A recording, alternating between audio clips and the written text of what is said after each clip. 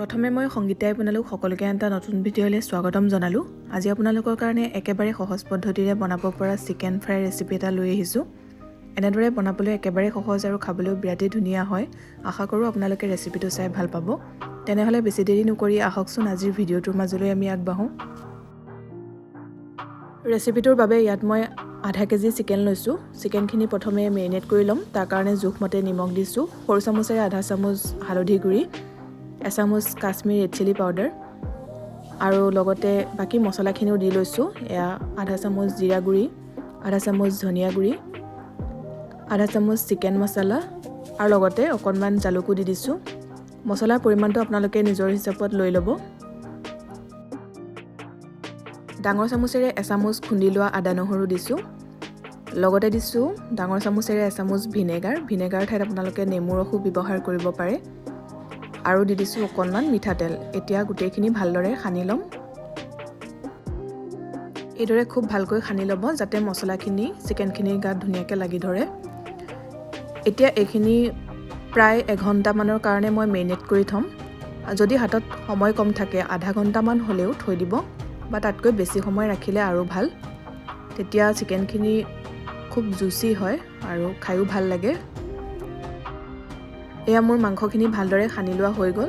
এতিয়া এইখিনি ঢাকি এনেদৰে এঘণ্টামানৰ কাৰণে থৈ দিম। এঘণ্টাৰ পিছত মই মাংসখিনি বনাই লৈছোঁ। এয়া কেৰাহী গৰম হোৱাত জোখমতে মিঠাতেল দিলোঁ। তেলখিনি গৰম হোৱাত দুটা মিডিয়াম চাইজৰ পিঁয়াজ এনেদৰে অলপ সৰুকৈ কাটি দি দিছোঁ। গেছৰ ফ্লেমটো ল' মিডিয়ামত ৰাখিছোঁ আৰু এতিয়া পিঁয়াজখিনি অলপ ৰঙচুৱা হোৱালৈকে ভাজি ল'ম। এইখিনি সময়তে দুটা কেঁচা জলকীয়া ফালি পেলাই দি দিছোঁ। এয়া পিঁয়াজখিনি ভালদৰে ভজা হৈ গ'ল। ৩-৪ মিনিটমানৰ কাৰণে মই ভাজি ল'লোঁ আৰু এতিয়া ইয়াতে মেৰিনেট কৰি ৰখা মাংসখিনি দি দিছোঁ। মাংসখিনি দিয়াৰ পিছত গেছৰ ফ্লেমটো হাই কৰি দিব আৰু হাই ফ্লেমত 1 মিনিটমানৰ কাৰণে এনেদৰে লৰাই ভাজি থাকিব।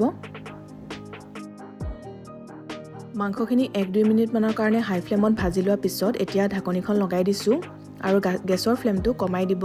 কম জুইতে এতিয়া মাংসখিনি ভাজি থাকিব আৰু মাজে মাজে লৰাই থাকিব। এয়া দেখিছে পানী ওলাইছে আৰু এই পানীখিনিতে সিজি থাকিবলৈ দিব। সেইবাবে গেছৰ ফ্লেমটো অলপ কমাই ৰাখিব। ইয়াত যিহেতু বেলেগকৈ পানী ব্যৱহাৰ নকৰোঁ। এয়া মাংসখিনি কম জুইত প্ৰায় 20 মিনিটমানেই হ'ল ভাজি থকা আৰু ভালদৰে সিজিলে। খুব কম সময়তে হৈ যায় যিহেতু কম জুইত ভাজি থকা হয়। এতিয়া মই ঢাকন নলগোৱাকৈ এনেদৰে ভাজি থাকিম। তেতিয়া পানীখিনি অলপ শুকাই পৰিব। যদি আপোনালোকে একেবাৰে শুকুৱাই পেলাব নিবিচাৰে তেতিয়াহ'লে এইটো জোখতো থৈ দিব পাৰে। এয়া দেখিছে মাংসখিনি শুকাই পৰিছে। মই এতিয়া এইটো জোখতে থৈ দিম আৰু নমোৱাৰ আগে আগে অকণমান মই ধনিয়া পাত কাটি পেলাই দি দিছোঁ। গোটেইখিনি ভালদৰে এবাৰ লৰাই লৈ গেছৰ ফ্লেমটো অফ কৰি দিলোঁ আৰু গৰমে গৰমে বাতি এটালৈ উলিয়াই লৈছোঁ। আশা কৰিছোঁ ৰেচিপিটো চাই ভাল পালে। যদি ভাল পালে ভিডিঅ'টো লাইক কৰিব, লগতে শ্বেয়াৰ কৰি দিব আৰু যিসকলে চেনেলটো এতিয়ালৈকে ছাবস্ক্ৰাইব কৰা নাই ছাবস্ক্ৰাইব কৰি কাষতে থকা বেল আইকনটো প্ৰেছ কৰি অল কৰি ৰাখিব যাতে আহিবলগীয়া ভিডিঅ' ন'টিফিকেশ্যনবোৰ আপুনি পাই থাকে। আকৌ এটা নতুন ৰেচিপিৰ সৈতে সোনকালে লগ পাম। ভিডিঅ'টো চোৱাৰ কাৰণে বহুত ধন্যবাদ।